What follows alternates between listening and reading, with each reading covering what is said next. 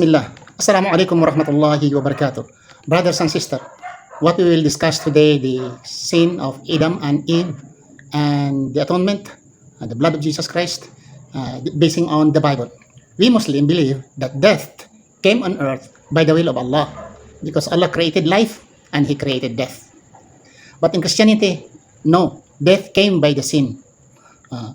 According to Genesis chapter 3 verse 16, it says, "To the woman he said, I will make your pains in childbearing very severe. With painful labor you will give birth to children. Your desire will be for your husband, and he will rule over you." The painful, severe in childbearing, childbirth, you give birth, you will suffer, according to the Bible, and this is the effect of the sin of Eve. Now, let us see. Continue. In Romans chapter 6, verse 23, it says, "For the wages of sin is death. Death came because of sin."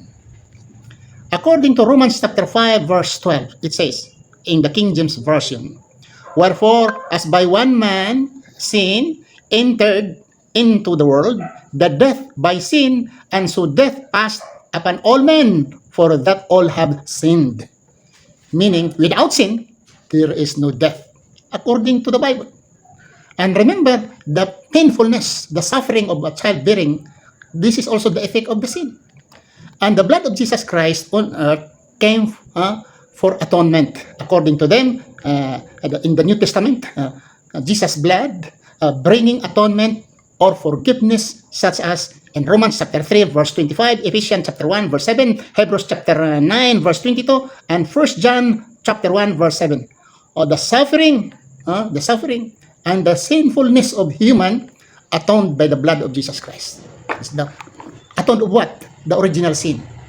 The original sin of Adam and Eve, which also because of the sin of the world.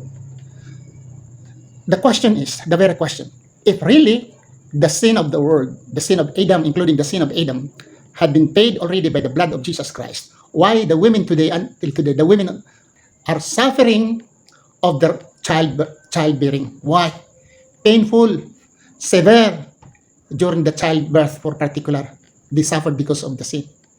And death, the death came because of the sin. And if it is true that the blood of Jesus Christ is the atonement for all the sin, why the women still suffering and the death continue? Still, human beings are dying. For example, you are indebted of 1 million. Then, as a man, I feel pity on you. I came to the person to whom you indebted, and I paid 1 million also. Do you need to pay monthly, daily of your debt? No more. Why? Because I paid already. Now, like for instance, death came on earth because of the sin. And if Jesus Christ died for the sin of the world, He atoned the sin of the world, why the human being until now keep on dying, including the women are suffering? So there is problem with your doctrine, ladies and gentlemen. You Christian, you have to review your doctrine, your teachings, because it's contradict and it sounds illogical and impractical. Thank you very much.